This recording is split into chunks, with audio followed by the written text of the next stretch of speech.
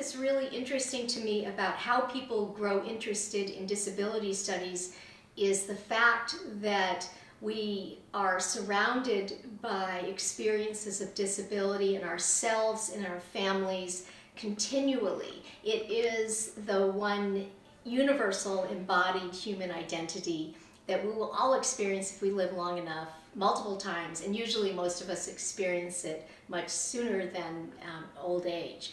And yet, we don't necessarily think about it as something that's a normal part of human experience intellectually. Thus, the question of why would anybody want to study disability, in a sense, follows on the heels of questions about why would anyone want to study the experience of women or motherhood, or the experiences of people of color. And so it follows on those earlier explorations of minority experience and is, in a sense, goes through the same struggles in terms of articulating why something that has been naturalized actually needs to be seen as such and not as natural. And so I was interested in it partly from reading novels, but when I began to read and study the novels of Wilkie Collins, and then particularly Wilkie Collins and Dickens, I then realized, wait a minute, I have lots of disabilities in my family,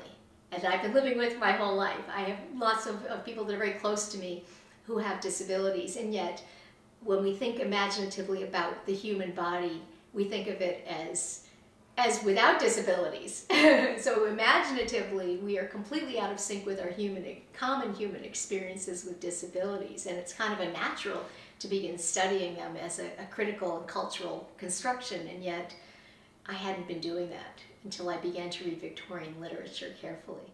So that leads new institutions are being formed for the education and training of people with disabilities. They are seen as a class of people that have things in common with each other, even though they may have all the variability of any human being and any human beings in groups, as well as the great variability among people with disabilities. People with disabilities are sort of classed together as a social identity in new ways in the Victorian period, and institutionalized in new ways. So it's a very interesting time to look at the visibility in culture of people with disabilities. And a really fascinating aspect of that is simply Victorian literature, because also theater, there's so many representations and so many interesting representations of disabilities in the Victorian period.